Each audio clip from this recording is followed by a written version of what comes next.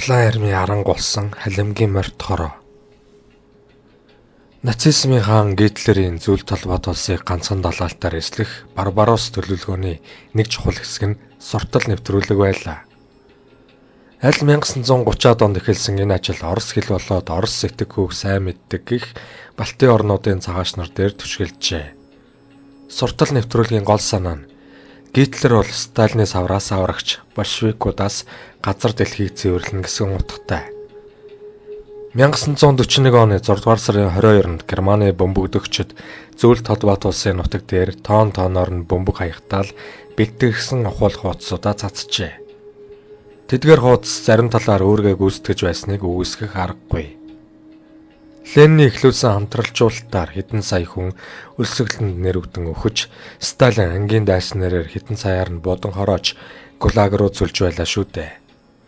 Эндээс үүдэн Вермахтын арми эзэлсэн хот тасгтынхоо жүүднараас бусдыг тайван орхиж, элбэн тохинулах ажил хийж байсны үрээр Сталин дадлагдсан ард түмнийг талдаа ихээр татаж үндэстний тусгай хороо олноор нь байгуулсан аж.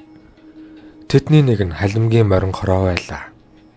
Ерөөс зөвлөлтийн бүрэлдэхүүнд багтж байсан түрэг Монгол цусныхан Кавказын ард түмнүүд Вермахтын цэрэгт сайн дураар хүчээ өгөх нь их байсныг түүх гэрчилдэг.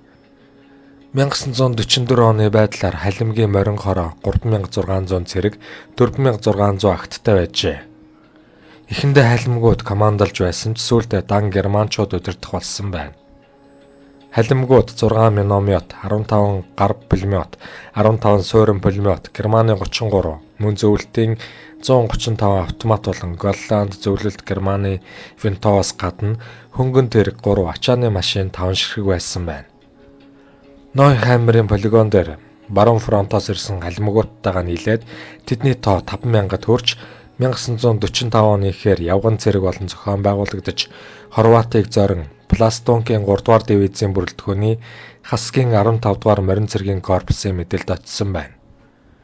Вермахтын зүүн түргийн хорооны дайчдын 4 товцс ба ялгах тэмдэг Германы төвөгч Хоффманы тооцоогоор бол Туркестаны 26, Азербайджаны 15, Гүржийн 13, Армяны 12, Умард Кавказын 9, Кремийн татарын 8, Поволж болон Уралын хасгуудаас бүрдсэн 7, мөн халимгийн морин хороо гэх мэтчлэн нийт 90 батальон нацистуудын талд орж большевизмын эсрэг тэмцэж байжээ. Дайны туршид 700,000-аас 1 сая хүртэлх зөвлөлтийн иргэн Германы талд байлдж байсан юм. Халимгийн хорооны ханцуун тэмдэг нь очир тойруулан халимг герман 2 хэлээр доктор Доолын халимг цэрэг гэсэн бичгтэй байжээ. Халимгийн морин хорооны захирагч доктор Доол хэмээгч нь архитекторч мэргэжилтэй, дайнаас өмнө Одессын консулт 2 жил хагас ажилласан бөгөөд дорн дахны хэл соёлыг нэвт мэддэг нэгэн байжээ. 1942 оны 100 халимгийн нутагт Германы цэрэг орж ирсэн юм. Тэнд байсан алдарт монгол судлаач Карл Поппегийн бичснээр бол Вермахтын армийн өмнө большевикуудын эсрэг тэмцэлд нэгдсэн Казакийн морин хороо орж ирсэн аж. Ингээд төдөлгүй тэр намартаа германчууд халимгуудаас бүрдсэн 4 морин эскадрон байгуулжээ. Зөвлөлт засгийн эсрэг тулдах сэтгэхгүй халимгуудад билээхэн байсан аж.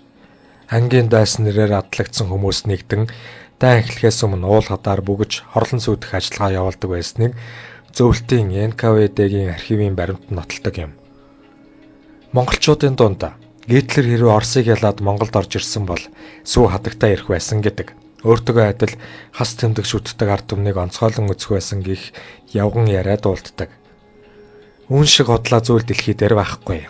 Адольф Гитлер еврейчүүдийг хомроглон устгасныг бид сайн мэднэ. Гэхдээ хамгийн түрүүд нацизмын хаан Гитлер Герман улсыг цэвэрлэх хангалтгаар төлөвлөгөө гихчээ хэрэгжүүлж Циган, Аз, Африкуудыг цааш нь харуулсан байдаг. Үүний дараа тэрбээр Ирлиц хурлицын асуудлыг шийдсэн. Энэ үед еврейчүүд ердийн амьдралаар амьдарч байсан гэхэд Аз хүмүүс түүний хувьд еврейчүүдээс дор байв. Ямар сандаа Гитлер Аз, Африк хүмүүс бол Герман нохооноос дор гэж үзэл суртал явуулж байх билээ. Харин халимгууд Герман цэрэг зөвлөлтийн нутагт сүмрэн орж ирэхэд большевик дэглэмээс салхна гэж харсан тухай олон баримт бий. Тэд германчуудыг орж ирэхэд нь хас тэмдэг бүхий хэвс Монгол заншлаар 9 цагааны бэлэг явуулсан гих баримт тавим яриач явдаг. Халимгууд хожим энэ бүх хийсэн бүх үйлийнхээ төлөөсийг амиараа төлцгөөсөн билээ. Халимгийн морин хороог доктор Отто Доол хэмээх нууц нэртэй Зондер Фюрер Рудольф Вербер шууд удирдна. Германчууд зөвлөлтийн газар нутагт эд хүчээ аван довтолж байх үед халимгийн морин хороо 10 эскадронтой боллоо өргөжж дивизийн хэмжээнд хүрчээ. Мөн орон нутгийн цагдаагийн албанд зүтгэн. Дээр нь явган цэргийн хошууч фон Штауфенбергийн удирддаг 16 дугаар мотобуудлын дивизийн дорнод хэсэгт явган цэрэгтч халимгууд нэгджээ. Энд мэдээж зөвлөлтийн эсрэг партизаны бүлгүүд шууд нэгдсэн ойлгомжтой. Германчууд ч суртал хуулга сайн хийж байлаа. Бүр Монгол хүчээр хэвлэдэг халимаг тангичийн комитен судраг их тодорхойлолттой сонин гаргажээ. Вермахтын цэрэгт хүчин зүтгэж байсан зөвлөлтийн бусад үндэстний байлдагчтай харьцуулахад халимгууд Гитлерийн холбоотонд тооцогдож ханцуу дээр халимаг морин цэрэг гэсэн ялгах тэмдэг бүхий дүрм товцсыг нь өмсөж байлаа. Энэ морин хороо Герман цэргийн эзэлсэн газар нутагт эргүүл хийх мөн зөвлөлтийн партизануудтай тулдах газар орноо мэддгийн хувьд туршуул тагнуул хийх гол үүрэгтэй. Тэдний хүчин зүтгэлийг үнэлсэн герман офицеруудын үгс өдгөө архив болон хадгалагдаж байна. Халимгууд Вермахтын талд тулдаж эхлэмэгц 1943 оны 12 дугаар сард зөвлөлт социалист бүгд найрамдахын холбооны улсын дээд зөвлөлийн шийдвэр гарч халимгийн автономит эрхийг татан болгож иргэдийг нь нутаг заан цөлсөн ба нийслэл хотын нэрийг нь Степной болгон өөрчилжээ. Германы цэрэгт оргистын садан төрлийг эх орноос оруулсан тооцсон өчиггүй бодож байлаа. Герман цэрэг ухрахад халимгийн морин хорооч хамт ухарсан юм. Тэд Польш, Югославийн нутагт зүйлтэй аримд хүнд цохилт өгсөн гэдэг. Германчууд ялагдсны дараа халимгийн морин хорооноос амьд хоцорсон нь Европ болон Америк нэгдсэн улс руу цагаачлан гарцгаажээ.